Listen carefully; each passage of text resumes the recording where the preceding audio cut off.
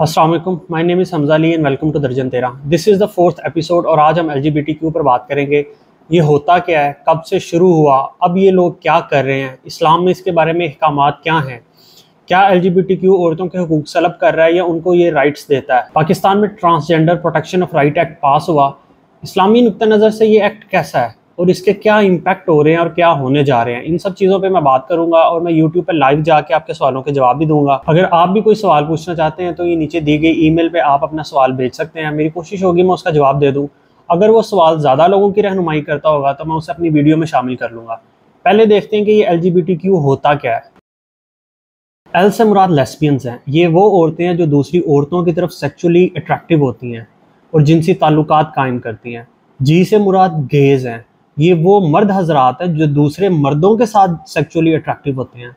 B से मुराद बायसेक्सुअल्स है। ये मर्द और औरत दोनों के साथ सेक्सुअली इंटरेस्टेड होते हैं।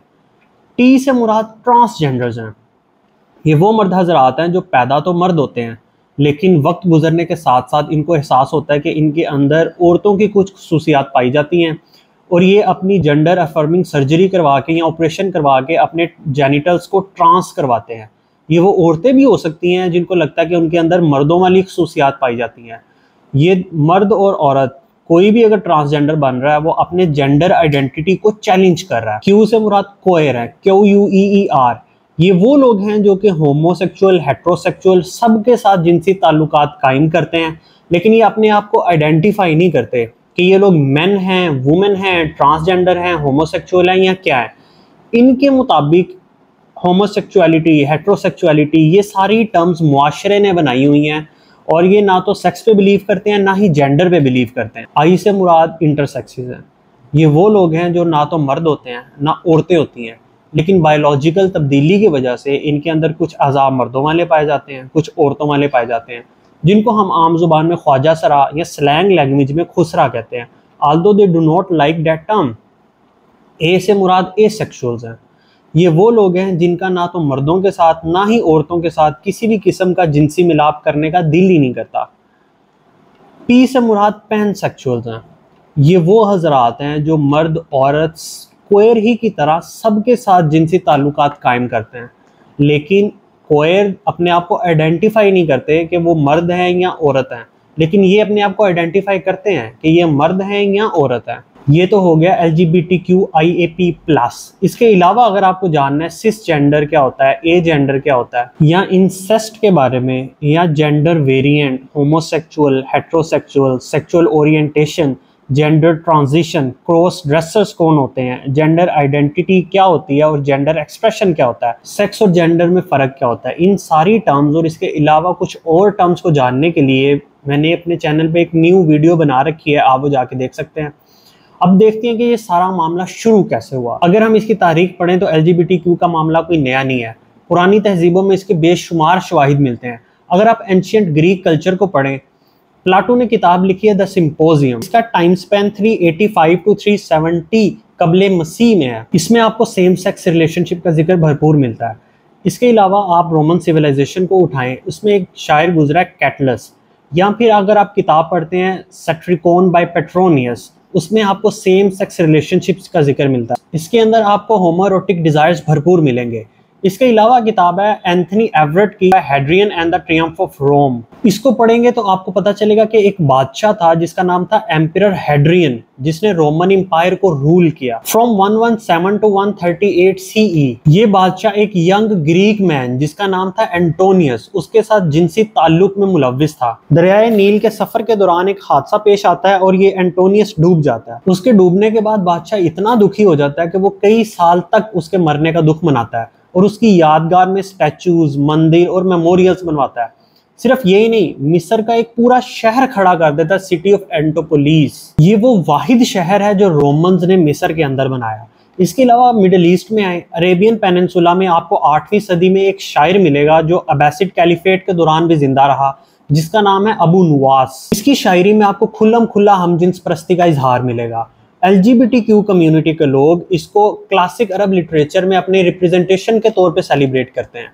इसके अलावा भारत में आपको ओल्ड एंशियंट टेक्स्ट मिलता है कामा सूत्र। ये वत्स्याना मलंगा ने लिखी है, जो कि दूसरी या चौथी कॉमन इरा सेंचुरी के दरमियान में था। इसमें आपको different aspects of homosexuality and relationships मिलते हैं।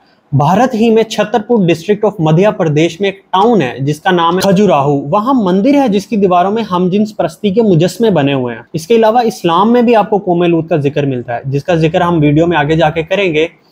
तमाम बड़े मज़ाहिब जूदाइज्म, क्रिश्चियनिटी, इस्लाम सब ही LGBTQ कम्युनिटी के खिलाफ थे, जिसकी वजह से ये खुल के मंजर आम पर नहीं आया। 1950s में अमेरिका में पहली ऑर्गेनाइजेशन बनती है जिसका नाम है मेटिशन सोसाइटी। ये गेज राइट पर बात करती है। इसके अलावा 1924 में शिकागो में एक ऑर्गेनाइजेशन बनी, the society for human rights. इसने भी LGBTQ पर बात की, लेकिन इसको ज्यादा लाइमलाइट नहीं मिली। इसके बाद DOB, डॉटर ऑफ बिलिटीज इमर्जी, US के अंदर ही, जो कि एक लेस्बियंस ऑर्गेनाइजेशन थी।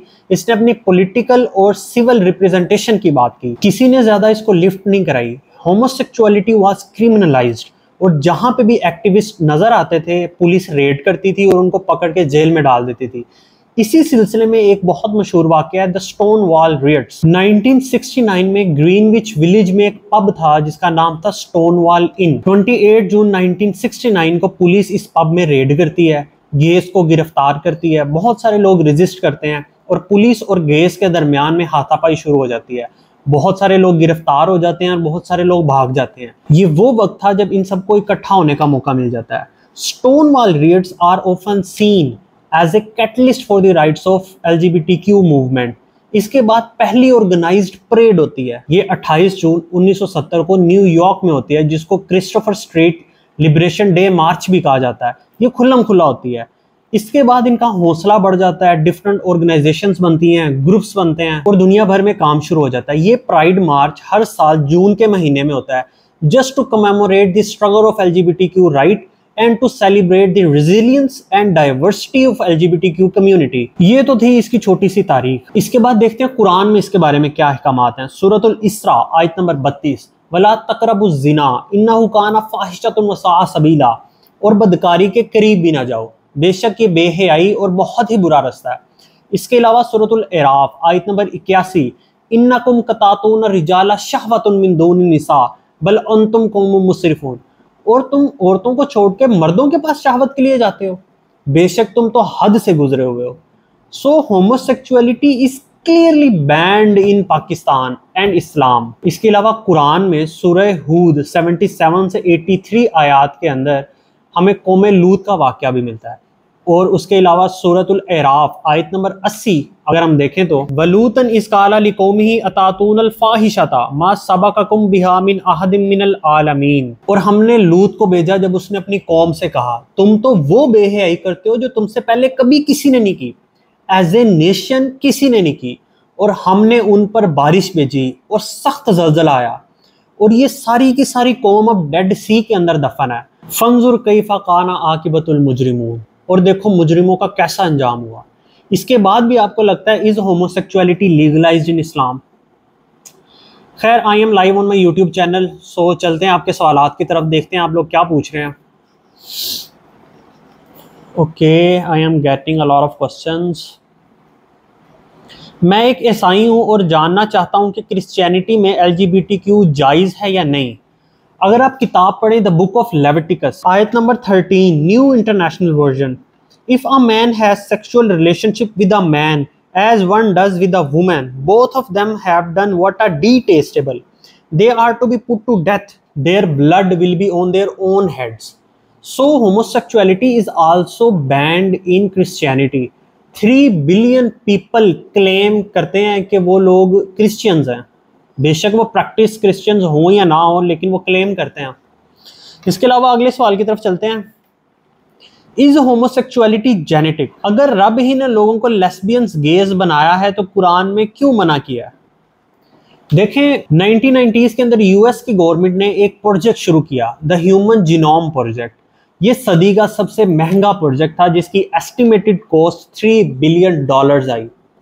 इसका काम यह था कि ह्यूमन DNA के सीक्वेंस को एनालाइज किया जा सके ताकि डिजीजेस के ऊपर और ह्यूमन बायोलॉजी के ऊपर काम किया जा सके। दुनिया के तमाम बड़े साइंसदानों ने इस प्रोजेक्ट के अंदर हिस्सा लिया और यूएस की गवर्नमेंट ने पैसे दिए NIH और DOE के जरिए। इसके अंदर यूके, फ्रांस, जर्मनी और इवन चाइना ने भी हिस्सा लिया, जो कि यूएस का सबसे बड़ा राइवल है।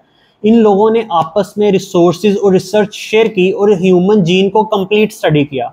इनको 3 क्रोमोसोमल पैटर्न मिले, एक XX for boys, XY for girls, और तीसरा इनको एक टिपिकल क्रोमोसोमल पैटर्न मिला जिसको एनाटॉमिकल डेवलपमेंट भी कहते हैं फॉर इंटरसेक्सेस। XXX, XXY या XYY, क्लाइनफिल्टर सिंड्रोम भी जिसको कहते हैं, ये क्रोमोसोमल पैटर्न था ख्वाजा सराओं के लिए, ये जिनको हम खुसरा कहते हैं, उनका क्रोमोसोमल पैटर्न था। लेकिन इनको कोई भी लेस्बियंस, गेज, ट्रांसजेंडर्स का कोई बायोलॉजिकल मेकअप नहीं मिला।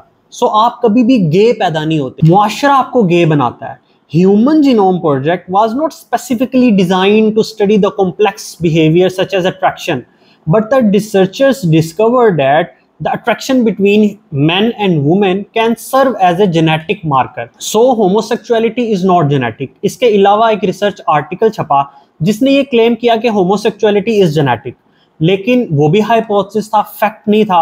और बाद में ये पता चला कि the research was fake, और जिस पर्सन ने ये प्रोपोगेट किया रिसर्च वो खुद ही होमोसेक्सुअल था। सो बायोलॉजिकली और साइंटिफिकली होमोसेक्सुअलिटी ना तो आपके DNA में एग्जिस्ट करती है ना ही जीन में। सो होमोसेक्सुअलिटी इज नॉट जेनेटिक। मुआशरा आपको गेज, लेस्बियन, ट्रांसजेंडर बनाता है। ओके, अगले सवाल की तरफ चलते हैं। अगर रब ने जिनसी जज्बा रखा है तो दूसरे जिनसों से ताल्लुक ममनू क्यों करार दिया है?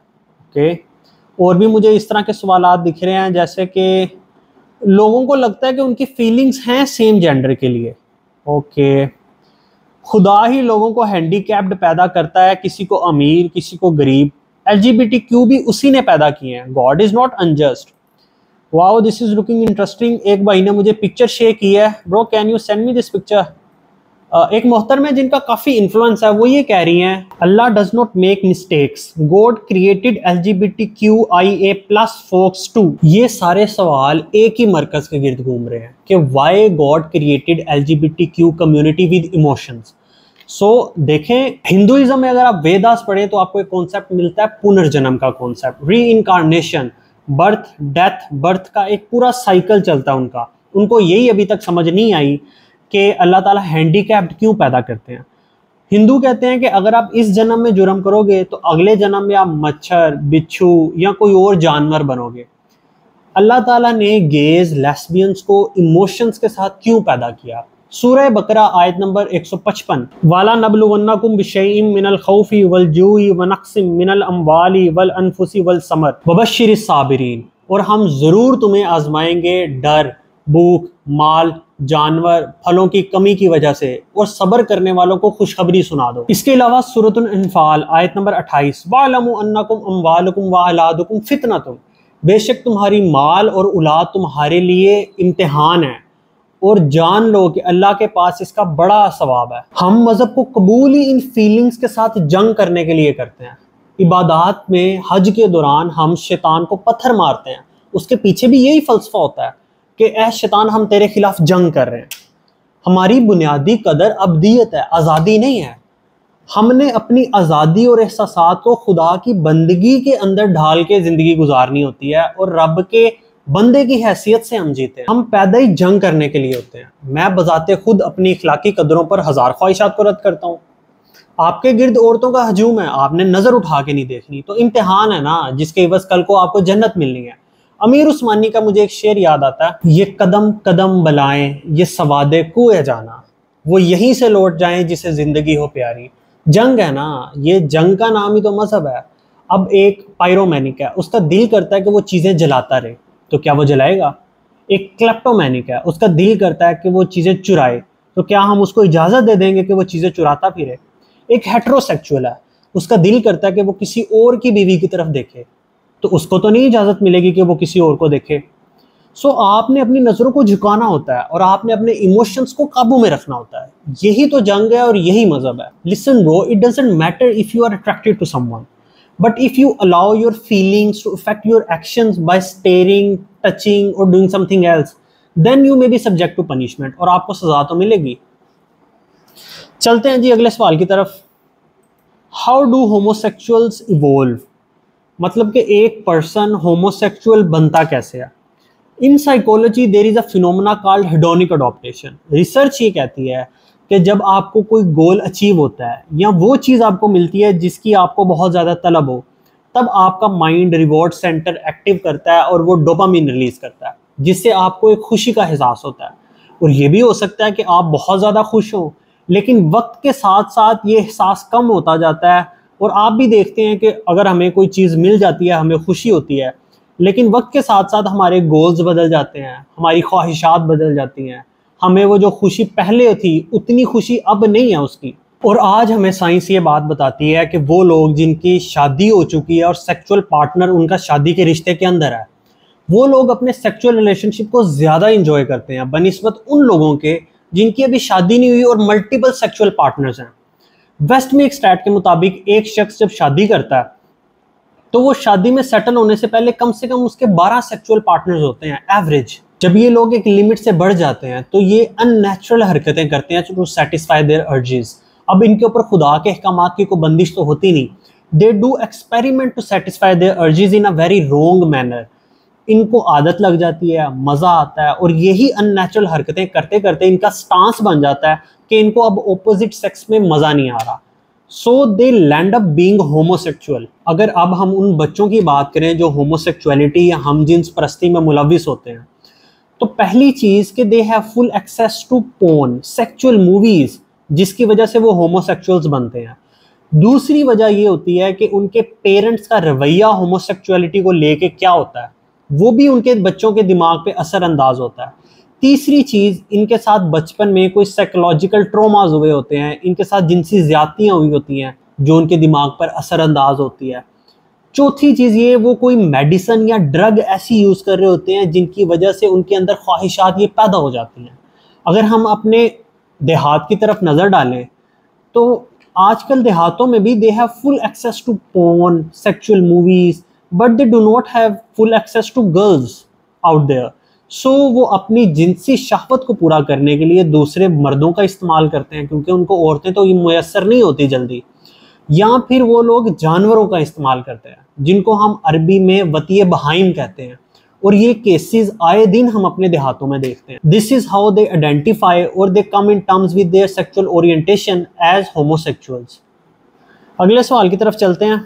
एक होमोसेक्सुअल को दूसरे होमोसेक्सुअल से सच्ची मोहब्बत होती है। अगर वाकई सच्ची मोहब्बत होती है तो ये लोग तो बड़े खुश होने चाहिए। According to CDC, heterosexual individuals have a 2.3% likelihood of committing suicide, while gay and lesbian individuals have a 4.6% likelihood. Bisexual individuals have a 7.4% likelihood. Transgenders have 30.8% likelihood of committing suicide. Transgender community का 30% तक ये लोग suicide के करीब होते हैं। ये लोग हाईली डिप्रेस्ड होते हैं। इनको लग रहा होता है कि शायद इसी अननेचुरल चीज़ों के अंदर सुकून है, लेकिन इनको सुकून मुयस्सर नहीं आता। It can be a lust but it can't be true love. जो मोहब्बत है ना, वो सिर्फ मियाँ बीवी के रिश्ते में होती है। कुरान कहते हैं सूरह रोम आयत नंबर 21, वमिन आयातिही अन खलक़ लकुम मिन अनफुसिकुम अज़वाजन लितस्कुनु इलैहा व जअला बैनकुम मवद्दतन व रहमता इन्न फ़ी ज़ालिका लआयातिन लिक़ौमिन यतफ़क्करून।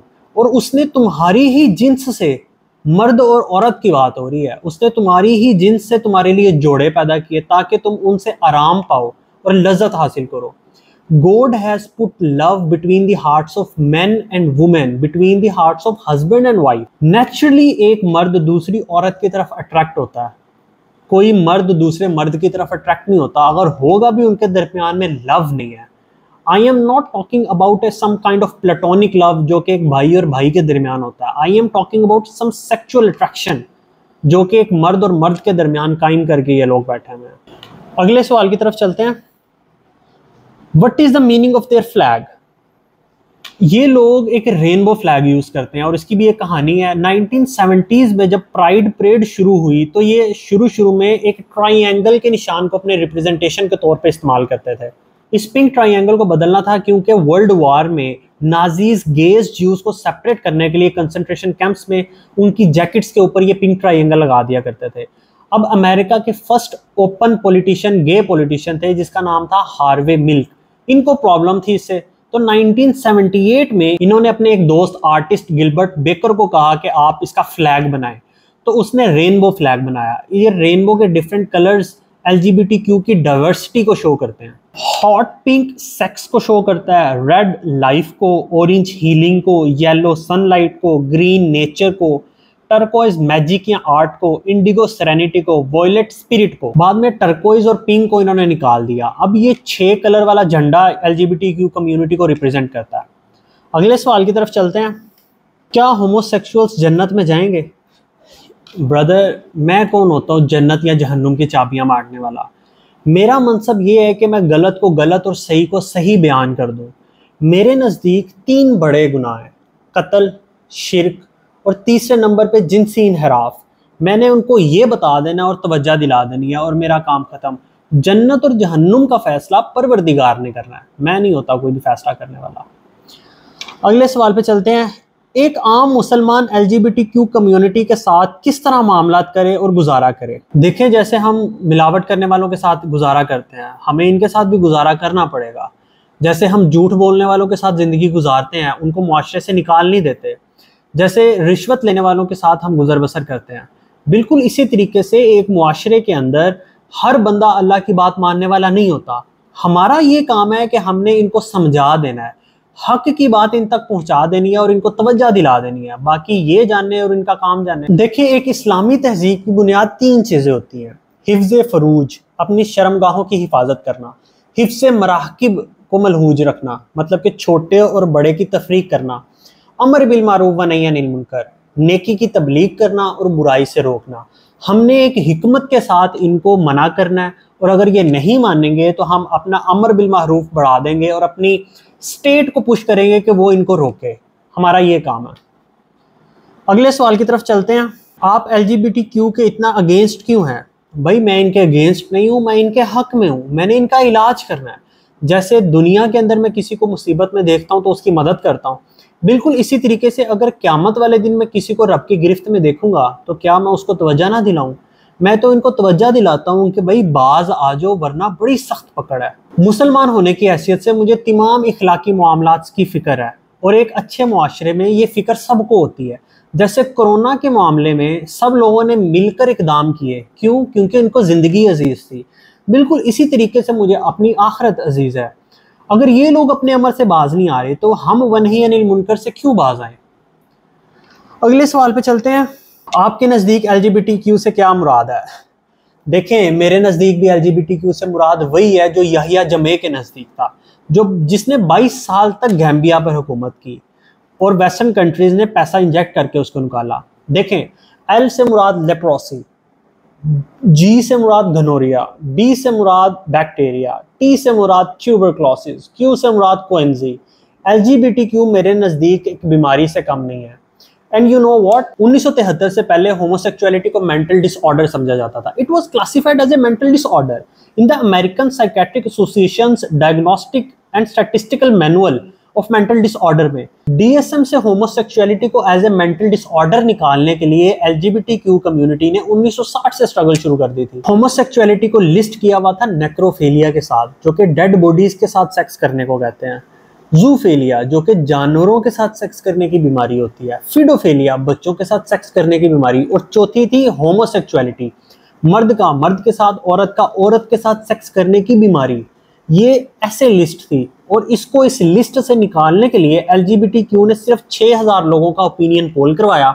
It was not based on some scientific research और इसको उन्होंने निकलवा दिया। इस तरह से होमोसेक्सुअलिटी इस लिस्ट में से निकली, जो कि मेरे नज़दीक एक बीमारी से कम नहीं है। अगले क्वेश्चन की तरफ चलते हैं। One person is saying love is love. Okay, brother, water is water. Why don't you drink from the toilet? Please come up with some real questions so I may address your issue. अगले question की तरफ चलते हैं। Why does the West promote LGBTQ? देखें, western world तो सबसे बड़ी hypocrite है। इनके यहाँ एक कॉन्सेप्ट पाया जाता है फ्रीडम ऑफ एक्सप्रेशन, आज़ादी इज़हार राय, और यही आज़ादी जब हम लोग इस्तेमाल करते हैं LGBTQ कम्युनिटी के अगेंस्ट, तब बहुत सारे वेस्टर्न मुल्कों में अरेस्ट वारंट जारी हो जाते हैं। ये लोग बात नहीं करने देते अब, और ये 1974 तक इनके यहाँ एक बीमारी थी। इसके अलावा वेस्ट ने पोलीगामी को बैन किया और LGBTQ को प्रमोट किया। It was purely a financial decision. अगर आप इनके टैक्स सिस्टम को देखें तो एक बंदा वेस्ट में टैक्स दे रहा है, 100 बंदा 100 घर 100 टैक्स। अगर वो बंदा शादी कर लेता है, 4 लोग एक घर में शिफ्ट हो जाते हैं, तो और बीवियां अगर काम नहीं कर रही तो इनका तो इंडिविजुअल टैक्स लाइबिलिटी कम हो गया ना। तो ये लोग कैसे अलाउ करेंगे कि एक आदमी 4-4 शादियां करे, वो औरतें एक घर में शिफ्ट हो जाएं और उसके साथ साथ इनकी टैक्स इनकम भी कम हो जाए। अमेरिका में अगर आपने इलेक्शन लड़ना है तो आप अपने पैसे नहीं डाल सकते, आपको अवाम के पास जाना पड़ता है और अवाम आपको पैसे देती है जिसके सर के ऊपर आप इलेक्शन लड़ते हो। अगर आपको सामने से पैसे कम मिल रहे हैं तो आपको कोई ऐसा सिस्टम इंट्रोड्यूस करवाना पड़ेगा जिससे आपका टैक्स कलेक्शन बढ़े। इसी वजह से ये लोग ऐसे लॉज लेके आते हैं कि 18 साल से जैसे ही बच्चा ऊपर होता है वो उनको घर से निकाल देते हैं। वो लोग कहते हैं कि ये खुद कमाए खुद करे, ताकि ये जब बाहर जाके कमाएगा तो इनको टैक्स तो पे करेगा। इसके अलावा ये मैरिज रूल्स इतने सख्त कर देते हैं कि वो मर्द को कहते हैं अगर आपने डाइवोर्स दी तो आपको अपनी आधी जायदाद देनी पड़ेगी। मर्द को बड़ा ये खतरा नजर आता है, तो वो कहता है मेरे लिए बहुत ईजी है कि आई विल पे $1000 और मैं कोई भी औरत ले आऊंगा अपने पास। और फिर इसी वजह से वो सेक्सुअल वर्कर्स को भी प्रमोट करते हैं कि आप सेक्सुअल वर्किंग करें, क्योंकि शादियां तो हो नहीं रही, तो वो सेक्सुअल वर्किंग करेंगी, इनको टैक्स मिलेगा। It is all part of a game bro. And west में डेमोक्रेसी है, जो बात मेजोरिटी ने कर दी गवर्नमेंट को वो बात एक्सेप्ट करनी पड़ेगी और अपने लॉज को उस हिसाब से चेंज करना पड़ेगा। अगर शादियां नहीं हो रही तो मजबूरन LGBTQ कम्युनिटी के लॉस को इंप्लीमेंट करना ही पड़ेगा ना सोसाइटी में। Currently most of the western countries are attracting other persons finest brains in their countries and offer migration programs to bring people into their country. Why? Because the workforce has been depleted. अगर 2 मर्द शादी कर रहे हैं तो बच्चा तो नहीं पैदा होगा, वर्कफोर्स कम ही होगी ना। और इनके यहाँ ज़्यादातर ओवर एज पीपल हैं, तो ये इन लोगों को माइग्रेशन प्रोग्राम ऑफर करने पड़ते हैं ताकि लोग इनके कंट्रीज़ में आए। और हमारे मुल्क में इन पाकिस्तान ब्रेन ड्रेन सिचुएशन हुई हुई है। 7,50,000 लोग 2023 के अंदर मुल्क छोड़कर बाहर चले गए नौकरी की तलाश में।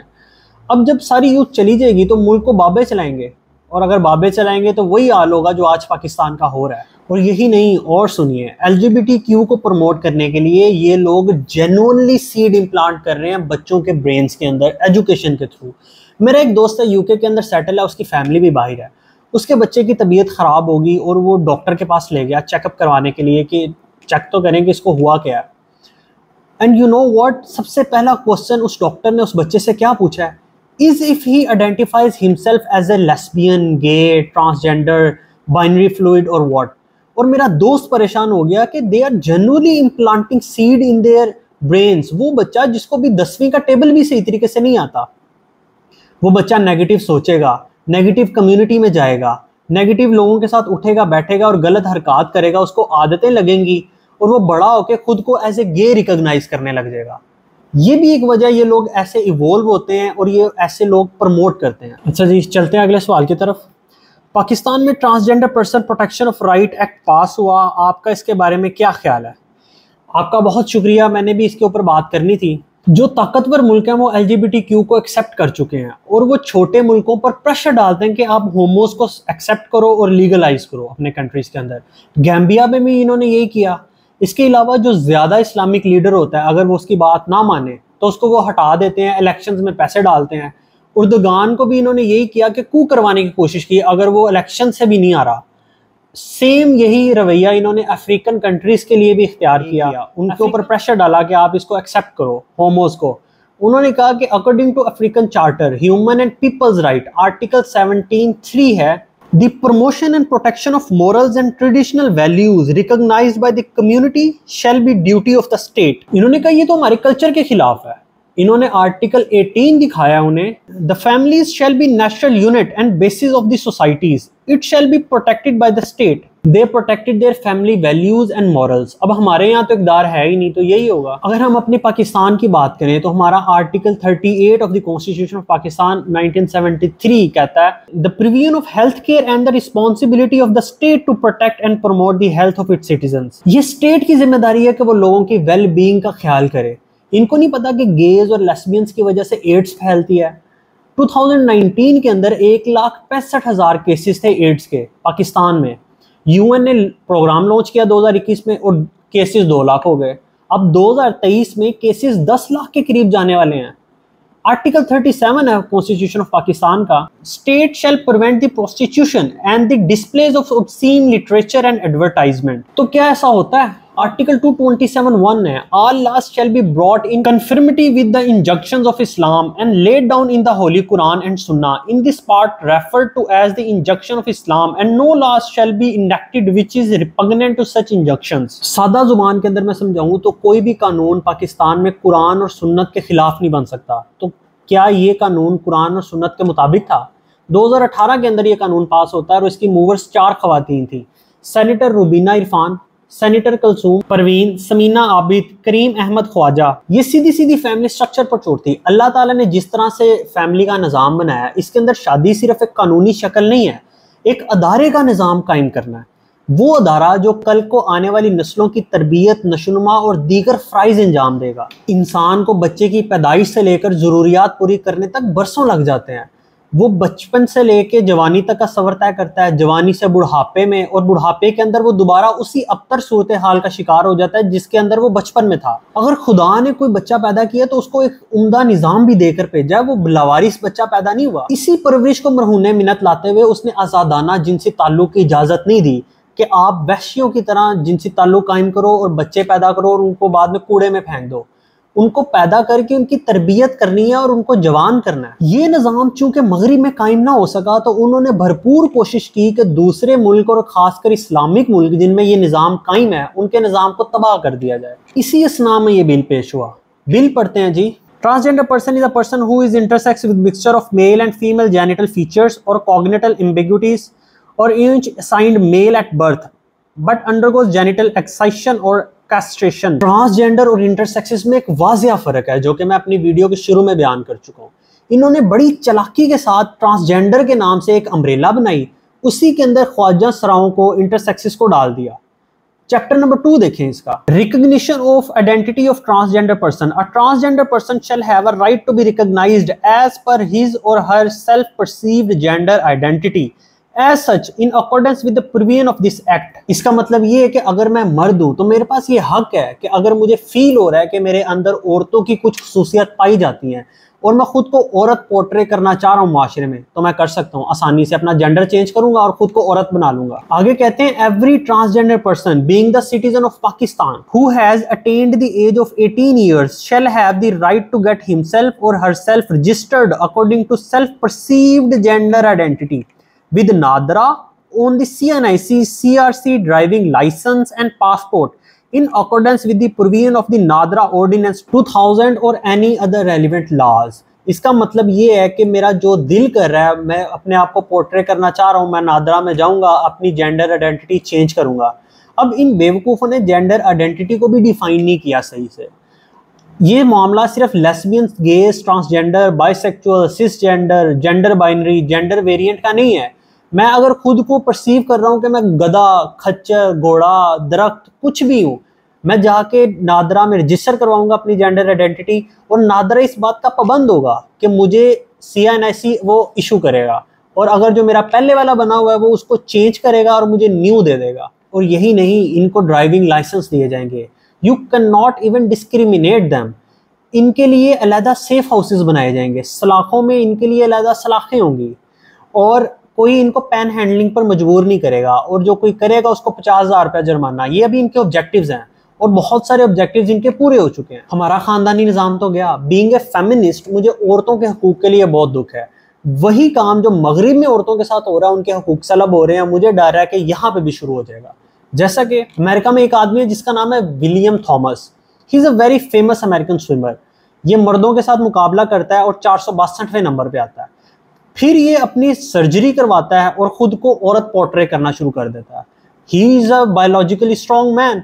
सो मार्च 2022 के अंदर ये औरतों के साथ मुकाबला करता है और जीत जाता है। नंबर 1 आता है NCAA डिवीजन में, number 1 athlete, first transgender person, और नेशनल अवार्ड जीत जाता है। Is this fair? औरतों के पास तो पहले ये हकूक नहीं है। पहले वो मर्दों से पिसती थी, अब मर्द जो है वो औरत बन के इनके ऊपर हुकूमत करेंगे। अब लेबल ऊपर औरत का लगा होगा, अंदर मर्द होगा जो इनको पीस रहा होगा। मैं औरतों से पूछना चाहता हूँ कि आप ये चाहती हैं कि आपके सारे हकूक ये मर्द ले जाएं जो कि औरतें बनी हुई हैं, बस में सीट्स ले जाएं, आपके स्पेशल कोटास की सीट्स ले जाएं, गवर्नमेंट की सीट्स ले जाएं, सारे हकूक ले जाएं? Do you want this? सबसे पहले तो आपको बिल के अंदर मेडिकल कंडीशन का क्लॉज डालना पड़ेगा कि अगर मेडिकल बोर्ड आपको किसी मेडिकल कंडीशन की वजह से इजाज़त दे कि आपने सर्जरी करवा सकते हो और अपने जेनिटल्स को रिमूव करवा सकते हो तो तब करवाएं, अदरवाइज आप नहीं करवाएं। दूसरे नंबर पे ट्रांसजेंडर और इंटरसेक्सिस को अलहदा करो। हम इंटरसेक्सिस के लिए हर हकूक मानने के लिए तैयार हैं, लेकिन हम ट्रांसजेंडर के लिए कुछ भी नहीं मानेंगे। तीसरे नंबर पे इसको इस्लामी नजरियाती कौंसल से दोबारा अप्रूव करवाओ, फेडरल शरीयत बोर्ड से अप्रूव करवाओ। और रिसेंट डेवलपमेंट ये है कि फेडरल शरीयत कोर्ट ने आफ्टर लॉट ऑफ समन्स इसको कुरान और सुन्नत के खिलाफ करार दे दिया है, और साथ ही एलजीबीटी कम्युनिटी ने इस डिसीजन को उठा के सुप्रीम कोर्ट में चैलेंज कर दिया। होना तो ये चाहिए था कि जैसे ही फेडरल शरीयत बोर्ड का डिसीजन आया, पीडीएम गवर्नमेंट को ऑर्डिनेंस पास करके इसको कलअदम करार दे देना चाहिए था, लेकिन ना तो पीडीएम गवर्नमेंट इसको कलअदम करार दे रही है, बल्कि तखीरी हरबे इस्तेमाल करके इसको और डिले कर रही है। इसको फौरी तौर पर सदारती ऑर्डिनेंस जारी करके कलअदम करार देना चाहिए। अगले सवाल की तरफ चलते हैं। Why west is confuse? Pro west is very much confuse. ये लोग कहते हैं कि मेन और वुमेन के बॉडी पार्ट्स मैटर नहीं करते। अगर आपने पैनसेक्सुअल, होमोसेक्सुअल, हेट्रोसेक्सुअल कुछ भी बनना है तो आपको स्पेसिफिक बॉडी पार्ट नहीं चाहिए। और बाद में ये लोग ये बात करने के बाद खुद ही अपनी प्लास्टिक सर्जरीज भी करवा रहे हैं, उसके अलावा जेंडर अफर्मिंग सर्जरीज भी करवा रहे हैं। क्यों? क्योंकि मुआशरा एक खास किस्म के ऑर्गन्स वाले लोगों को ही एक्सेप्ट करता है। सो एक तरफ तो आप उससे जंग कर रहे हो मुआशरे से, और दूसरी तरफ उसी के पैरामीटर्स पे पूरा उतरने के लिए आप सर्जरीज करवा रहे हो। आपको सर्जरीज करवाने की जरूरत क्या है अगर आपने जंग ही करनी है तो? इसके अलावा मगरिब के लोग अब खुद एलजीबीटी कम्युनिटी से बहुत ज़्यादा तंग आना शुरू हो गए हैं। कैसे कि एक मर्द है, वो खुद को औरत बना के बैठा हुआ है, कहता कि मैं औरत हूँ, मेरे अंदर औरतों वाली फीलिंग्स हैं तो मुझे औरतों की तरह ट्रीट करो। वो औरतों के वाशरूम्स में घुस जाता है, औरतों की प्राइवेट स्पेसेस में जा रहा है, औरतों की रिजर्व सीट्स पे बैठ रहा है। तो औरतें वैसे ही इनसे जो है ना बहुत ज़्यादा तंग आई हुई हैं। हमारी औरतों की सेफ्टी खतरे में है।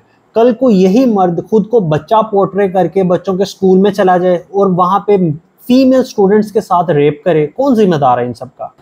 अगले क्वेश्चन की तरफ चलते हैं। ये मुसलमानों को क्या हो गया? ब्रो, मैं खुद बहुत परेशान हूं कि ये मुसलमानों को क्या हो गया। क्या ये वो लोग हैं जिन्होंने 2.2 स्क्वायर मील्स के ऊपर हुकूमत की है? अरेबियन पेनिनसुला पे हमारी हुकूमत, Libya, Iran, Iraq, Persia, Egypt, central Asia, एक बंदा 22 लाख मुरब्बा मील पर हुकूमत कर गया। और आज इनकी हालत ये है कि मर्द तो मर्द, इनकी औरतों के भी दुपट्टे खींचे जाते हैं। ये लोग इनको बचाएंगे अपनी औरतों को? लानत है तुम्हारे होने पे। कभी ए नौजवान मुस्लिम तदब्बुर भी किया तूने? वो क्या गर्दूं था तू जिसका है एक टूटा हुआ तारा। तुझे उस कौम ने पाला है आगोशे मोहब्बत में, कुचल डाला था जिसने पाँव में ताजे सरे दारा। अर्ज मैं क्या करूं तुझसे कि वो सहरा नशी क्या थे, जहांगीरो, जहां दारो, जहां बानो, जहां आरा। अगर चाहूं तो नक्शा खींच कर अल्फाज में रख दूं, तेरे तखय्युल से फजूतर है वो नज़ारा। तुझे अपने आबा से कोई निस्बत हो नहीं सकती कि वो किरदार तू गुफ्तार, वो साबित तुसी यारा। गवा दी हमने जो इस्लाफ से मेरास पाई थी, सरैया ने ज़मीं पर आसमां से हमको दे मारा। क्यों?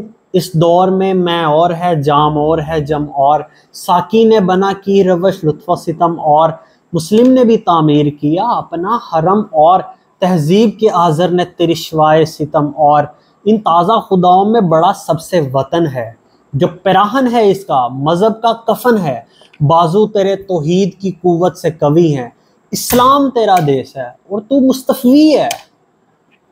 खैर, अगर ये वीडियो आपको अच्छी लगी हो तो इसको लाइक करें, चैनल को सब्सक्राइब करें और शेयर करें। मिलते हैं अगली वीडियो में। अल्लाह हाफिज़।